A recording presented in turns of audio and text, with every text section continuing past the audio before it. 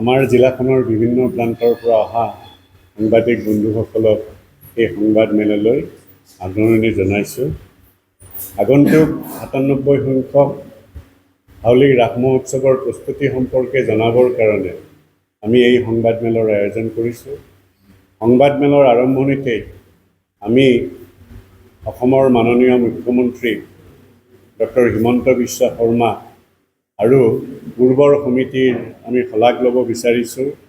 বিশেষ এটা কাৰণত অসমৰ মাননীয় মুখ্যমন্ত্ৰী ডাঙৰীয়াৰ পৰামৰ্শ মতে আমাৰ পূৰ্বৰ সমিতিয়ে আয়কৰ বিভাগৰ সৈতে যোগাযোগ কৰিছিল আৰু এই যোগাযোগৰ ফলস্বৰূপে আমাৰ ৰাস উৎসৱ উদযাপন সমিতি বৰ্তমান আয়কৰ বিভাগৰ ধাৰা ১২(ক)(12A) আৰু ধাৰা ৮০G এই দুটা ধাৰাৰ অধীনত পঞ্জীয়নভুক্ত হৈছে আৰু সেইকাৰণেই আমি মাননীয় মুখ্যমন্ত্ৰী আৰু পূৰ্বৰ সভাপতি সম্পাদককে ধৰি যিসকল এই প্ৰচেষ্টাৰ সৈতে জড়িত আছিল তেখেতসকলৰ প্ৰতি কৃতজ্ঞতা জনাইছোঁ। আমি এইবাৰ ১৫ দিনীয়াকৈ পূৰ্বৰ দৰে ১৫ দিনীয়া কাৰ্যসূচীৰে আমি আৰম্ভ কৰিম। অহা ১৫ নৱেম্বৰৰ পৰা আমাৰ এই কাৰ্যসূচী আৰম্ভ হ'ব। ইতিমধ্যে আমি ২৪খন উপসমিতি বিভিন্ন কাম চাবৰ কাৰণে আমি ২৪খন উপসমিতি গঠন কৰি দিছোঁ আৰু ২৪খন উপসমিতিৰ সৈতে ইতিমধ্যে আমাৰ পৰ্যালোচনা সভা হৈ গৈছে। পৰ্যালোচনা কৰা অনুযায়ী প্ৰত্যেক উপসমিতিয়ে নিজস্ব কাম ইতিমধ্যে আৰম্ভ কৰিছে। আমাৰ কেইবাটাও দিশ আমি এইবাৰ নতুনভাৱে সংযোজন কৰিব খুজিছোঁ আৰু সেই নতুন দিশসমূহৰ দ্বাৰা আমি হাউলী ৰাস মহোৎসৱত পূৰ্বৰ যিটো ধাৰা সেই ধাৰাটোতো ইতিমধ্যেই জনপ্ৰিয় ধাৰা, এই জনপ্ৰিয়তাৰ সৈতে আমি আৰু কিছু দিশ এইবাৰ যোগ কৰি দিব বিচাৰিছোঁ। আমি ভাবিছোঁ যে এইবাৰ আমি প্ৰদূষণ ৰোধ কৰিবৰ কাৰণে আতচবাজীৰ লগত আমি লেজাৰ শ্ব'টো এইবাৰ সংযোজন কৰিব বিচাৰিছোঁ। আপোনালোকে ইতিমধ্যেই পৰিৱেশ প্ৰদূষণৰ কাৰণে অসমৰ জনসাধাৰণে নহয় গোটেই ভাৰতবৰ্ষ আৰু বিশ্বই যি জ্বলা-কলা খাইছে, যিটো গ্ল'বেল ইছ্যু হৈ পৰিছে, এই গ্ল'বেল ইছ্যুটোৰ সামান্য উপশম ঘটাবৰ বাবে আমি এইবাৰ আতচবাজীৰ পৰিমাণ কমাব বিচাৰিছোঁ। থলুৱা আতচবাজী থাকিব, কিন্তু লগতে আমি লেজাৰ শ্ব'ৰ ব্যৱস্থা কৰিব বিচাৰিছোঁ। লেজাৰ শ্ব'ৰ জৰিয়তে হাউলীৰ ইতিহাস, হাউলীৰ ৰাস উৎসৱৰ ইতিহাস আৰু নৱপ্ৰজন্মই শিকিব পৰা কিছু আধ্যাত্মিক আৰু দেশপ্ৰেমমূলক ঘটনা আমি পৰিৱেশন কৰিব বিচাৰিছোঁ। ঠিক তেনেধৰণে আমি দৰ্শনাৰ্থীৰ সুবিধাৰ বাবে আমি দৰ্শনাৰ্থী সহায়ক উপসমিতি এখন কৰি দিছোঁ, যাতে দৰ্শনাৰ্থীসকলে ইয়াত মন্দিৰ প্ৰাংগণত বা মেলা প্ৰাংগণত উপস্থিত হোৱাৰ লগে লগে তেওঁলোকে গম পায় কোনফালে গ'লে কি পাব, কেনেধৰণৰ সুবিধা পাব, তেনেকুৱা ধৰণৰ কৰিব বিচৰা হৈছে। প্ৰথমবাৰৰ কাৰণে আমি এখন স্বচ্ছতা ৰক্ষা উপসমিতি কৰিছোঁ। স্বচ্ছতা ৰক্ষা উপসমিতিক আমি কৈছোঁ যে বিজ্ঞানসন্মতভাৱে আপোনালোকে প্ৰস্ৰাৱগাৰ আৰু যদি শৌচাগাৰৰ ব্যৱস্থা কৰে তেতিয়াহ'লে দৰ্শনাৰ্থীসকলৰ সুবিধা হ'ব। এই ধৰণে আমি বিভিন্ন ধৰণে আমি নতুনত্ব অনাৰ কাৰণে অলপ প্ৰয়াস কৰিছোঁ। প্ৰতিমা সমিতিকো কোৱা হৈছে যে আমাৰ প্ৰতিমাৰ লগত হলোগ্ৰাফিক যিটো প্ৰেজেণ্টেশ্যন এটা আমি প্ৰতিমাত কৰিব পাৰোঁ নেকি, নতুবা আমি এনিমেশ্যন প্ৰয়োগ কৰিব পাৰোঁ নেকি, এনেকুৱা ধৰণৰ দিশবোৰ চাবলৈ কোৱা হৈছে। আৰু ইতিমধ্যে প্ৰতিমা সমিতিয়ে আমাক জনাইছে যে তেওঁলোকে হলোগ্ৰাফিক প্ৰেজেণ্টেশ্যনটো কৰিব পাৰিব। ঠিক তেনেধৰণে মেলা বজাৰ, মীনা বজাৰকো আমি ইতিমধ্যে কৈছোঁ যে ভিৰ নিয়ন্ত্ৰণৰ বাবে তেওঁলোকে অলপ ব্যৱস্থা ল'ব লাগে।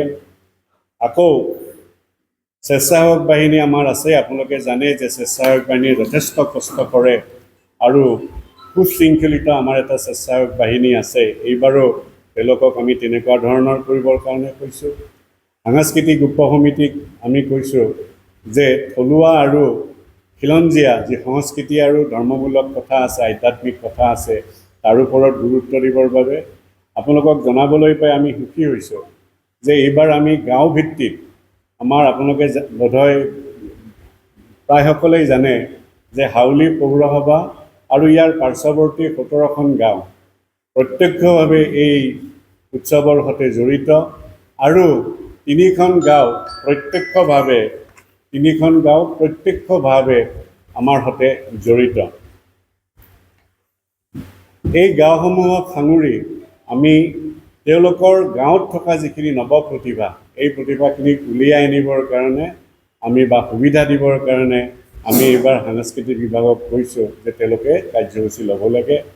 কিছুদিনৰ ভিতৰত এই প্ৰক্ৰিয়াটো আৰম্ভ হৈ যাব আৰু আমি ভাবিছোঁ যে আমি যেতিয়া অনুষ্ঠান কৰিম তেতিয়া সিদিনাখন সেই গাঁওখনৰ নামেৰেই অনুষ্ঠানটো হ'ব। এনেকুৱা ধৰণৰ আমি ভাবিছোঁ।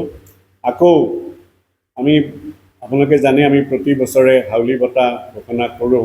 2008 চনৰ পৰা আমি হাউলি বঁটা অসম আৰু বিশেষকৈ অসমৰ বিভিন্ন ক্ষেত্ৰত বৰঙণি আগবঢ়োৱা ব্যক্তিসকলক আমি এই বঁটা প্ৰদান কৰোঁ। এইবাৰো হাউলি বঁটা প্ৰদান কৰা হ'ব আৰু নৱেম্বৰৰ প্ৰথম সপ্তাহত হাউলি বঁটা প্ৰাপকৰ নাম ঘোষণা কৰা হ'ব। আমাৰ উপহাৰ কুপনৰ ক্ষেত্ৰত আমি ক'ব বিচাৰিছোঁ যে উপহাৰ কুপন এইবাৰো থাকিব, কিন্তু উপহাৰ কুপনৰ ক্ষেত্ৰত আমি এইবাৰ ডিজিটেল লেনদেনৰ ব্যৱস্থাটো কৰিবলৈ আমি চেষ্টা কৰিছোঁ। আপোনালোকে জানে যে ভাৰত চৰকাৰে ডিজিটেল লেনদেন বঢ়াবৰ কাৰণে যথেষ্ট পৰিমাণে ব্যৱস্থা লৈছে। নীতি আয়োগৰো এটা নিৰ্দেশনাত কোৱা হৈছে যে ডিজিটেল পে'মেণ্ট বঢ়াব লাগে। গতিকে ভাৰত চৰকাৰ আৰু নীতি আয়োগৰ যি নিৰ্দেশনা, সেই নিৰ্দেশনাৰ লগত সংগতি ৰাখি আমি এইবাৰ পাৰ্যমানে আমাৰ উপহাৰ কুপনৰ বিক্ৰী ডিজিটেল পে'মেণ্টৰ জৰিয়তে, ডিজিটেল লেনদেনৰ জৰিয়তে আমি কৰিবলৈ চেষ্টা। আকৌ আমাৰ এইবাৰ এখন নতুন সমিতি হৈছে আলোচনা সভা পৰিচালনা সমিতি। আমি নৱপ্ৰজন্মৰ সুবিধা হোৱাকৈ আৰু সকলো প্ৰজন্মৰ লোকক সাঙুৰি আধ্যাত্মিক দিশত যাতে আমি কিছু পৰিমাণে হ'লেও আমি জ্ঞান লাভ কৰিব পাৰোঁ, এই উদ্দেশ্য আগত ৰাখি এইবাৰ আমি আলোচনা সভা 2-3খন কৰিবৰ কাৰণে চেষ্টা কৰিছোঁ। আকৌ প্ৰদৰ্শনীৰ যিটো ব্যৱস্থা আছে, আমাৰ গ্ৰন্থমেলা আৰু প্ৰদৰ্শনী প্ৰতি বছৰে হয়। গ্ৰন্থমেলা আৰু প্ৰদৰ্শনীৰ ক্ষেত্ৰত আমি তেখেতসকলক কৈছোঁ যে বিজ্ঞান মেলা পাৰি নেকি অনুষ্ঠিত কৰিবৰ কাৰণে, সেইটোও চালি জাৰি চাব দিছোঁ। আৰু যদি সম্ভৱ হয় তেওঁলোকে বিজ্ঞান মেলা প্ৰদৰ্শন কৰিব। ৰভা মণ্ডপ মঞ্চ উপসমিতি যিখন আছে, তেখেতসকলক কোৱা হৈছে যে এইবাৰ আমাৰ সন্মুখত যিটো আণ্ডাৰপাছ আছে, নেশ্যনেল হাইৱে, ৰাষ্ট্ৰীয় ঘাইপথৰ যিটো আণ্ডাৰপাছ আছে, সেই আণ্ডাৰপাছৰ পোনে পোনে ভিৰ কমাবৰ কাৰণে এখন অস্থায়ী তোৰণৰ ব্যৱস্থা কৰিবলৈ আমি তেওঁলোকক কৈছোঁ। আৰু এই অস্থায়ী তোৰণৰ ব্যৱস্থাৰ জৰিয়তে হয়তো অলপ কিছু পৰিমাণে এইবাৰ আগতকৈ সন্মুখত যিখিনি ভিৰ হয়, এই ভিৰ নিয়ন্ত্ৰণ কৰিব পৰা যাব। আমাৰ মূল লক্ষ্য হৈছে আধ্যাত্মিক আৰু ধৰ্মীয় দিশৰ প্ৰসাৰৰ লগতে দৰ্শনাৰ্থীসকলৰ সুবিধাৰ ব্যৱস্থা কৰি দিয়া। আৰু সেইকাৰণে আমি দৰ্শনাৰ্থীৰ নিৰাপত্তা আৰু সুব্যৱস্থাৰ কাৰণে যিমানখিনি পাৰি, আপোনালোকে জানে যে প্ৰায় 7 লক্ষ মানুহে প্ৰতি বছৰে আমাৰ ৰাসমেলা উৎসৱথলী, মেলা বজাৰ আৰু আমাৰ মন্দিৰ প্ৰাংগণ আৰু আমাৰ অন্যান্য যে কাৰ্যসূচী হয়, সেই কাৰ্যসূচীত অংশগ্ৰহণ কৰে। ইমান পৰিমাণৰ জনসমাগম নিয়ন্ত্ৰণ কৰাটো সহজ কথা নহয়। তথাপিতো আমি চেষ্টা কৰিম যে কিমান ধৰণে, কি ধৰণে আৰু কিমান পৰ্যায়লৈকে আমি দৰ্শনাৰ্থীসকলক আমি সুবিধা দিব পাৰিম, এই ধৰণৰ ব্যৱস্থা আমি হাতত লৈছোঁ। আৰু বিভিন্ন উপসমিতি, মই কৈছোঁ ইতিমধ্যে বিভিন্ন উপসমিতি, মুঠ 24খন উপসমিতি গঠন কৰি দিছোঁ। এই 24খন উপসমিতিয়ে ইতিমধ্যে কাম আৰম্ভ কৰিছে। আমাৰ ফালৰ পৰা প্ৰস্তুতি সম্পৰ্কে আমাৰ এইখিনিয়ে ক'বলগীয়া। আপোনালোকৰ ফালৰ পৰা যদি কিবা সুধিবলগীয়া আছে আপোনালোকে সুধিব পাৰে। নহয়, ডিজিটেল পে'মেণ্ট মানে আপুনি ফোনপে', গুগল পে' যি পে' কৰে, তাৰমানে কেছলেছ ট্ৰেনজেকশ্যনৰ কাৰণে আমি যাব বিচাৰিছোঁ। কিন্তু ইমান সম্ভৱপৰ নহ'ব। আমি কিমান দূৰ আগুৱাব পাৰোঁ এইবাৰ? নেটৱৰ্কটো আমি ৱাইফাইৰ আমি ব্যৱস্থাটো কৰি ল'ম।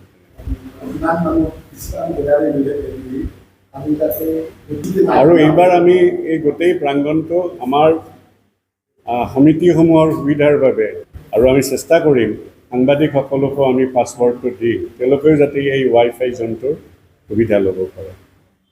সেইকাৰণে আমি ৱাইফাই জোন আমি এমাহৰ কাৰণে ৱাইফাই জোন এটা লৈ ল'লে এই 15 দিন ব্যৱহাৰ হ'ব, তাৰ আগৰ 15 দিন আমি ব্যৱহাৰ কৰিব পাৰিম। পুৰস্কাৰ আমাৰ ইতিমধ্যে নিৰ্ধাৰিত হৈছে। আমি উপহাৰ কুপনত কি ধৰণৰ আমি পুৰস্কাৰ দিম এইটো নিৰ্ধাৰিত হৈ গৈছে। সেইটো ঘোষণা আছে নেকি? হেৰি আছে পুনৰাবৃত্তি নহয়। ধৰক আগতে এনেকুৱা হৈছিলে যে অলটো শেষৰ 4খন অলটো বা 3খন অলটো, এইবাৰ তেনেকুৱা নহয়। আমাৰ প্ৰথম গাড়ীখন হ'ব লেণ্ড ৰ'ভাৰ এইখন ৰেঞ্জ ৰ'ভাৰ বুলিও কয়, ভেলাৰ। এইখন হ'ব প্ৰথম গাড়ী আৰু এইখনৰ অন ৰোড প্ৰাইচ আপোনালোকে চালে পাই যাব। এখন থাকিব দ্বিতীয় পুৰস্কাৰ হিচাপে থাকিব মাৰ্চিডিজ বেঞ্জ এ ক্লাছখন। তৃতীয় পুৰস্কাৰ টয়োটা ফৰ্চুনাৰ।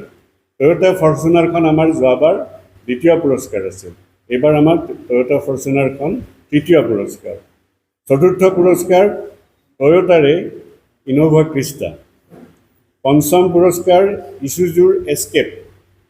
ইছুজুৰ এস্কেপ বোলা যিখন গাড়ী আছে সেইখন গাড়ী আমি এইবাৰ দিছোঁ।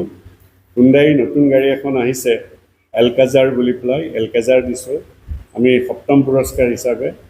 অষ্টম পুৰস্কাৰ হিচাপে আমি দিছোঁ স্কোডা স্লাভিয়া। নৱম পুৰস্কাৰ হিচাপে টাটা কাৰ। দশম পুৰস্কাৰ হিচাপে হুণ্ডাই ভেনু।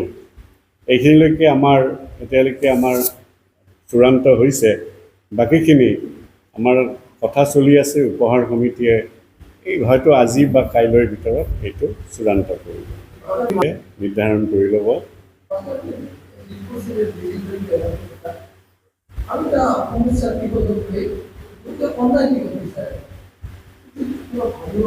অনলাইনৰ কাৰণে আমি ভাবি আছোঁ। আমি এনেকুৱা টেকনিকেল যিখিনি মানুহ থাকে, এনেকুৱা ছফ্টৱেৰ ইঞ্জিনিয়াৰৰ লগত আমি ইতিমধ্যে আলোচনা কৰিছোঁ আৰু তেওঁলোকে আমি অনলাইন কৰিব পাৰিম বুলি কৈছে। আপুনি যিটো পৰামৰ্শ দিছে ধন্যবাদ। আমি সেইটো চিন্তা চৰ্চা কৰি আছোঁ। এনেকুৱা হ'ব পাৰে শেষ মুহূৰ্তত আমি হয়তো 25% আমি অনলাইন আমি টিকটো উলিয়াই দিব পাৰোঁ। কিন্তু এই গোটেই বস্তুটো নিৰ্ভৰ কৰিব যে আমি কিমান সংখ্যক টিকট ছপাওঁ, উপসমিতিয়ে কি কৰে। আৰু আমি উপসমিতিক এই ক্ষেত্ৰত যথেষ্ট স্বাধীনতা দিছোঁ তেওঁলোকক চলাবৰ কাৰণে। তেওঁলোকৰ লগত আলোচনা কৰি আমি এইটো ভাবি আছোঁ। আৰু পিছলৈ আমি হয়তো এনেকুৱা হ'ব পাৰে শতবৰ্ষলৈ আমি হয়তো 50% ওপৰলৈ আমি গুচি যাব পাৰোঁ যে অনলাইন হ'ব। আৰু যদি অনলাইনত যদি সকলো মানুহে সুবিধা পায় তেতিয়াহ'লে এনেকুৱা এটা সময় আহিব যে হয়তো অনলাইনতে আমাৰ 100% টিকট বিক্ৰী হ'ব।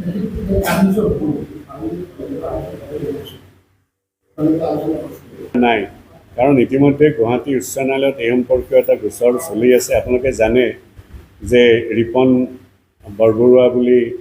বৰগোহাঁই বুলি এজন লোকে, ৰিপন বৰগোহাঁই বুলি এজন লোকে, যোৰহাটৰ মানুহ, তেওঁ এটা ৰাজহুৱা স্বাৰ্থ জড়িত গোচৰ PIL পাব্লিক ইণ্টাৰেষ্ট লিটিগেশ্যন এটা কৰিছিলে। যোৱা 16 ছেপ্টেম্বৰত গুৱাহাটী উচ্চ ন্যায়ালয়ত তেওঁ সেই আবেদন উঠাই লৈছিলে। উঠাই লোৱাৰ পিছত গুৱাহাটী উচ্চ ন্যায়ালয়ে আকৌ নিজাববীয়াকৈ এটা গোচৰ ৰুজু কৰিছে। সেই গোচৰৰ ৰায়দানৰ ওপৰত আমাৰ সেইটো নিৰ্ভৰ কৰিব। গুৱাহাটী উচ্চ ন্যায়ালয়ে যি ৰায় দিব সেই ৰায় অনুসৰি পৰৱৰ্তী সময়ত আমি 12A 12 আয়কৰ ধাৰাৰ 12 আৰু আয়কৰ ধাৰাৰ 80G অধীনত আমি ইতিমধ্যে ৰেজিষ্ট্ৰেশ্যনটো পাইছোঁ। গতিকে আমি বাধ্য, আমাৰ আয়কৰ বিভাগৰ নিয়ম অনুযায়ী আমি বাধ্য যে আমি এটা tax deduction at source, TDS বুলি যিটো কোৱা হয়, টেক্স ডিডাকশ্যন এট চ'ৰ্চ আমি কৰিবই লাগিব। গতিকে আমি চাইছোঁ এই ক্ষেত্ৰত যোৱাবাৰ যিসকল বিজেতা আছিল সেই বিজেতাসকলে TDSটো আইনমতে তেওঁলোকেই দিব লাগে, গতিকে তেওঁলোকে দি লৈ গৈছে। এইবাৰ আমি চাইছোঁ ইয়াত আমি অন্য ধৰণৰ কিবা সহায় কৰিব পাৰোঁ নেকি। এনেকুৱা ধৰণৰ সহায়, ধৰক তেওঁলোকে 1% দিলে আমি আমাৰ ফালৰ পৰা, আমাৰ যিহেতুকে এটা লভ্যাংশ থাকে, গতিকে আমাৰ ফালৰ পৰা আমি 1% দি তেওঁক আমি কিবা সহায় কৰিব পাৰোঁ নেকি। এনেকুৱা কথাবোৰ চলি আছে, কিন্তু চূড়ান্ত হোৱা নাই। সমগ্ৰ অনুষ্ঠানটোলৈ আয়কৰ, কিন্তু এওঁ যিটো সুধিছে সেইটো উপহাৰ কুপনৰ লৈ পেলাই সুধিছে।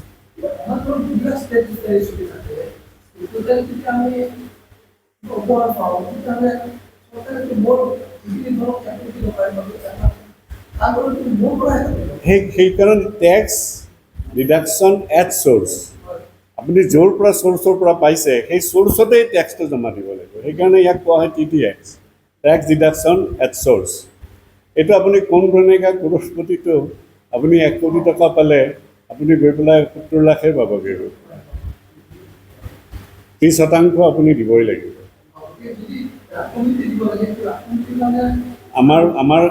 আমি চাব লাগিব, আমি আচলতে এই অনুষ্ঠানটো কেৱল ৰাস উৎসৱ সমিতিৰ আৰ্থিক সহায় হওক বুলি আমি কৰা নাই। ইয়াৰ লগত আমাৰ মানৱ সম্পদ উন্নয়নৰ দিশটোও জড়িত আছে।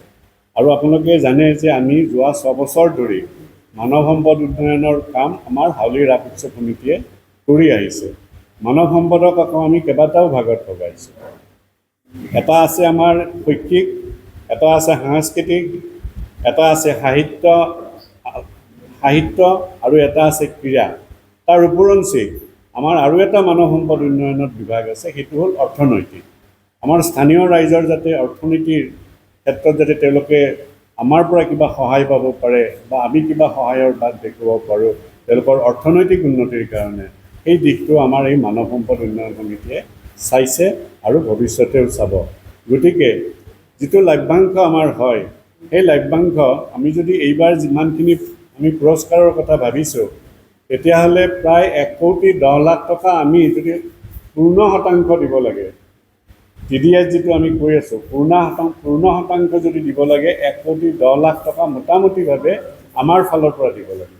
তেতিয়াহ'লে আমাৰ হাতত আমাৰ ৰাস উৎসৱৰ পুঁজিলে বিশেষ বৰঙণি নাহিব। যদি বিশেষ বৰঙণি নাহে, তেতিয়াহ'লে আমি মানৱ সম্পদ উন্নয়ন আৰু অন্যান্য যিবোৰ কাম কৰি আছোঁ, আপোনালোকে জানে যে যোৱাবাৰ আমি আমাৰ আশে পাশে থকা 37খন সত্ৰ আৰু মন্দিৰ, আমি নামঘৰ, এনেকুৱা 37টা অনুষ্ঠানেৰে আমি 1 লাখ টকাকৈ বৰঙণি আগবঢ়াইছোঁ।